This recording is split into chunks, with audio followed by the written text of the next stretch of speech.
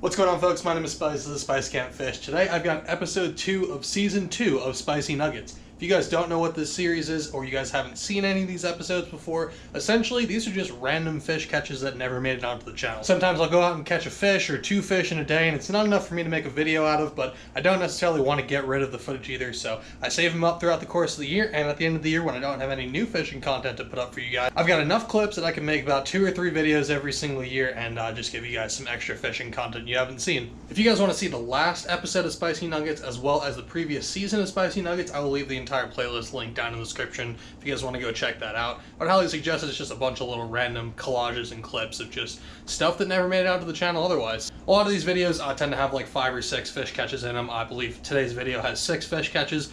Generally, I just go over what happened in the fish catch, what I was doing, what I was using, and just give you guys some general background information just so you guys aren't completely lost. But yeah, really hope you guys enjoy. If you do, hit that like button down below for me, and also subscribe if you want to see some more content from me. But yeah, we're gonna get right into the video. So the first clip from today's video is actually going to be from back earlier in the spring. I was out fishing with my buddy Max at the backyard ponds. I was actually using one of his rods, which is why you'll see I'm using a left-handed reel as opposed to a right-handed reel.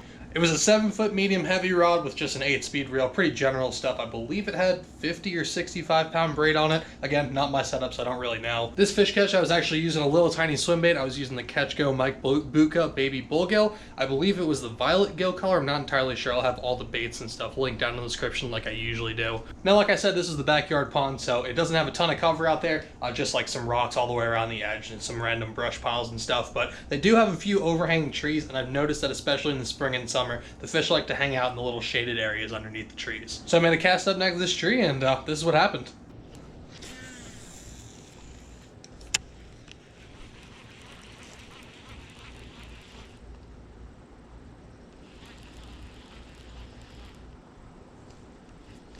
Got one. There we go. Not a bad one, actually.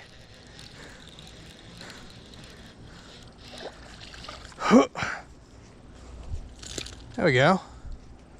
Sorry, buddy. Didn't mean to whack you right here. Oh boy. All right.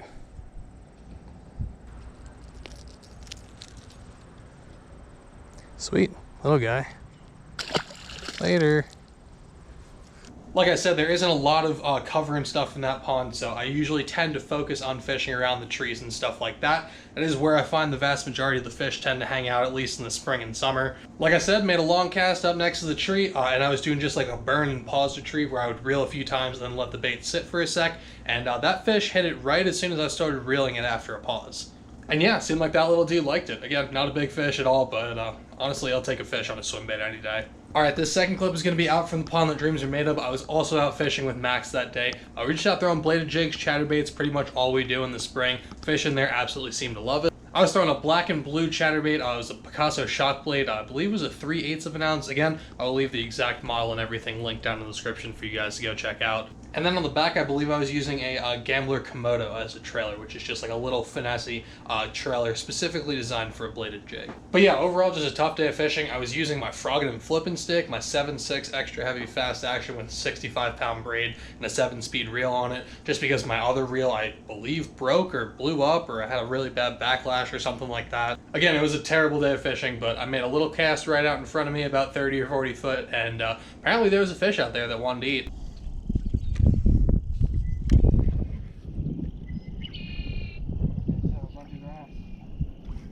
Yeah.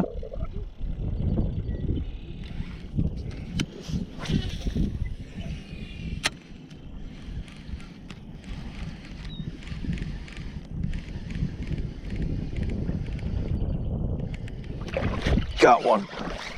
Yes. Finally, god dang.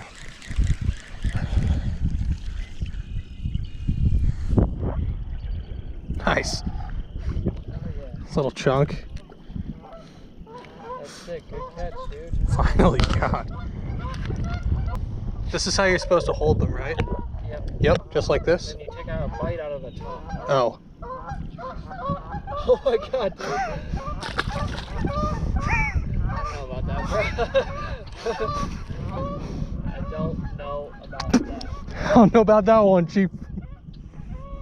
So while I was fishing that chatterbait, you guys probably saw me kind of popping it with the rod. I don't usually just chuck and wind a chatterbait. I usually kind of try and like pump my rod with it as I'm moving it through the water. Helps it stay out of the grass a little bit better, helps it come through cover a little bit better, and also just gives a little bit of a different action to it. Like I said, I was using my frogging and flipping rod, not at all the rod that I would generally use for a chatterbait, but it's all that I had with me at that point, so made it work. Again, 65-pound braid, not ideal for what I want to throw a chatterbait on. Usually I throw it on like 15 or 17-pound fluorocarbon, but again, got the job done. The water was super dirty anyway, so I don't really think that the line choice really made that much of a difference. You may have noticed in the video, I ended up ripping a huge hole in the side of that fish's face. I feel like that was probably because A, I set the hook way too hard, B, I was using heavy braid, and C, I was using a super heavy rod. Again, not really what I like to throw my chatterbaits on, but it did work for this one specific situation. Alright, clip number 3 is going to be from way out in the summer. I was out fishing, just doing a little solo session. Really tough day of fishing. I was fishing a body of water that I've never really had a very good look at. I believe I was maybe like 3 or 4 hours into the fishing day by the time I got my first bite, which you guys will see in a second.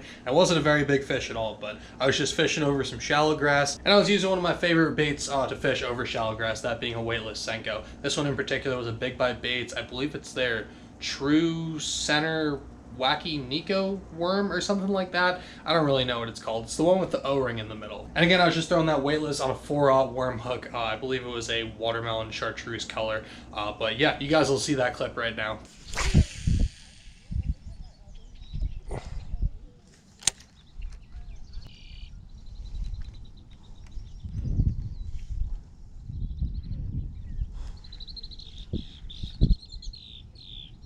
Oh, there's a bite. Fish? Maybe? Yes, I got a little one. I was like, oh my god, what a tiny bass. Look at him. That thing is so tiny. Oh my god, I wasn't doing anything. I was just out here like screwing around. Like, I don't even know what I was doing. I think I'm dancing to the song I'm listening to. But, oh my god, I just felt my rod go dink dink. I was like, huh, strange. Set the hook. Didn't really feel anything because he's so damn small. I was like, I don't know, maybe I'm just stuck in some grass. But it was a little tiny bass. Thank you, buddy. I appreciate you. I don't know how I'm going to get him back. I guess I'll just give him kind of a little toss from over here. Sorry, buddy. You're gonna be okay. You'll find your way back. There he goes. Snaking his way through the submerged grass. So like I said, it was a really tough day of fishing. That was a very tiny fish, but you could tell I was pretty amped about it. Again, it was like 3 or 4 hours into the day, and I was really struggling. I was fishing with my 7'1" medium heavy fast action with a 7-speed reel and some 15-pound fluorocarbon on it. Just general Senko setup for me. I'll usually throw a 12 or 15-pound fluorocarbon depending on the cover. But yeah, I made a cast right out along this shallow point, right past these reeds, which you guys probably saw on the left side. And this fish seemed to really like it. He came out, I don't know if you guys could see it in the video, but he actually came over and waked to it a little bit. I wasn't entirely sure if I had a fish on because he was so tiny, but figured I'd swing on it anyway, and ended up with a very tiny, very sad looking fish. Alright, this fourth video is also going to be featuring that Big Bite Baits worm. Same exact color, same exact worm, honestly. It might have even been like the literal exact same worm that I was using. Same exact combo, 7'1" medium heavy with another 7-speed reel on it. Different reel, but still a 7-speed reel. Still had 15-pound fluorocarbon on it. This is actually from a day that I was out fishing with Max in a new pond that we found. I actually had another clip from this day in the first video. I don't know how they got switched around. This is actually the first clip from before the clip that you guys would have seen in the last video. I'm sure I did a terrible job explaining that. But yeah, essentially for whatever reason these two clips got separated into 2 different videos, but now you guys get to see the smaller one. What was that? Oh, there's a bite. Got him. Little guy.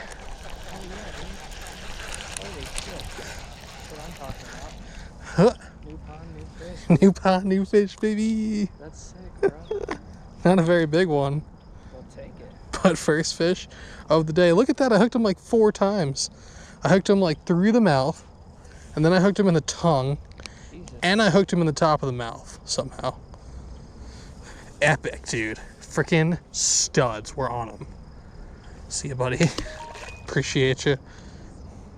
So like I said, we were throwing that weightless Senko. It was pretty dirty water, so I kind of opted for that little bit brighter chartreuse color. I thought that would help it stand out a little bit better and also kind of imitate a bluegill a little bit. This clip was taken over the summer, so it was post-spawn. I noticed that chartreuse is a really good color in the post-spawn for whatever reason, whether it's just something that they like or it does a good job imitating the bluegill, or whatever the reason is. I've noticed that I've had really good luck on chartreuse colored lures, especially in like the spawn post-spawn time of the year. But I tried to make a long cast with the Senko. If you guys could see, there was a bunch of scum on the top of the water, and there was also a bunch of submerged vegetation underneath the water as well. You guys probably couldn't see that, but it was a very grassy pond, just not a great spot to be fishing. So I made a long cast along the edge of the weed bed, tried to get it out as far as I possibly could. Of course, messed up, backlashed on the cast, but I still got a little pity bite, which I will always. I definitely didn't deserve to get that bite, but I got the bite, so I'll take it for sure.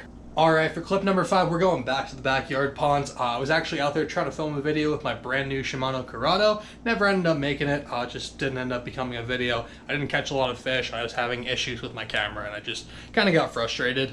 But I did manage to catch one fish on camera, which you guys will see right now. I was just using a little wacky rig with a finesse worm on it, a 7'1" medium heavy, and then the 8-speed Curado with like 12 or 15 pound fluorocarbon on it.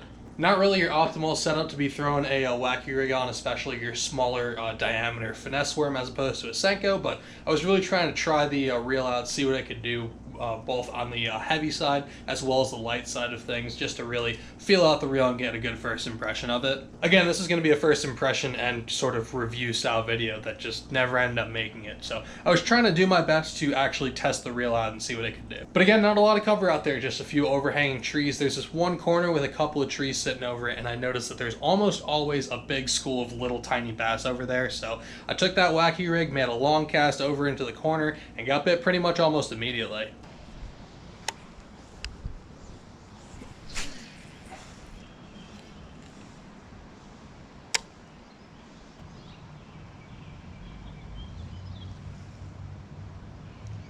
There's a bite.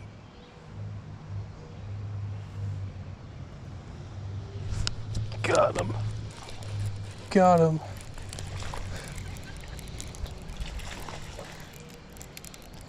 Oh, fighter. Get up here, buddy. Huh. Number 1, and of course he took my worm.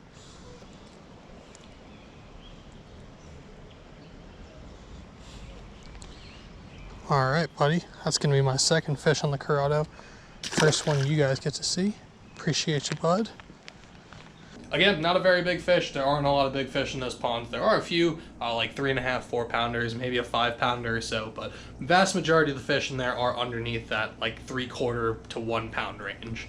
Alright folks, this last clip in today's video is actually going to be a day of kayak fishing. I went out with one of my buddies on a new body of water that we both never fished. We both driven by it, said that we wanted to fish it a few times, just never got around to it. So we decided to pack up our kayaks. Well, I packed up my kayak, he packed up his float tube, and we went on down there for an early morning sesh. Ended up being a crappy day of fishing. I only got like 2 or 3 bites the entire day, missed one really early in the morning on a frog, and then went probably about 3 or 4 hours again with not a bite. I spent most of the day fishing like the northeast half of the lake, so I decided to make a move all the way to the south end of the lake where I found some shallow brush, tied on a little buzzbait, and chucked it up along the brush. I figured once the sun came up a little bit, these fish would probably suck up into the cover, so I went and found some standing timber, like I said, on the south side of the lake. It was also a little bit shady over there. The sun hadn't quite all the way risen, so there were still a few shade pockets that were running along the bank, so that definitely didn't hurt. I fished pretty much the entire bank all the way down, didn't have a ton of success until one of the last little brush piles that I hit with that buzzbait.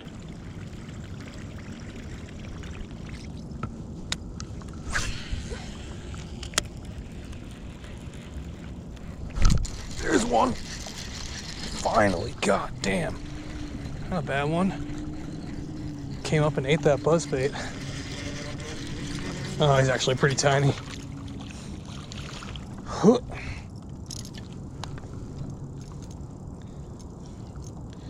There we go. Finally got a fish up on this little brush pile or little fallen tree right here. Appreciate you, buddy. Later. So as you guys saw in the video, that fish came up straight off that little piece of wood. I don't know if he was sitting under there and he just shot straight up off the wood, or if he followed it in from the bank or whatever. But regardless, he absolutely cracked that buzzbait. It was a black, I believe it was a Santone buzzbait. Again, all the baits, colors, everything will be down in the description for you guys. But it was absolutely sick the way that thing came up and hit it. I thought it was a much bigger fish than what it was. It hit that bait really aggressively, and generally a buzzbait is well known as a big fish bait. Of course, I am the dink master, so anything that I think is probably big is honestly just probably small. Of course, I suck at catching big fish though, so obviously it was a pretty small fish. But regardless, I love topwater bites. I love getting bit on a buzzbait, and it's always fun to see those fish come up out of some brush right next to you. But yeah, I think that's going to do it for me, y'all. I really hope you guys enjoyed today's video, today's episode of Spicy Nuggets. Again, if you guys want to go check out any of the other episodes, I'll leave that playlist linked down in the description for y'all to go check out. And if you guys want to see some more videos from me, you can hit that subscribe button down below. I put a few new videos, generally at least 1 or 2 every single week. So if you guys want to see some more content from me, whether it be unboxings, fishing videos, reviews, stuff like that, then go down below, hit that subscribe button. But yeah, I think that's going to do it for me, y'all. Check and wreck 'em, and I'll catch you on the next one. I'm out. Peace.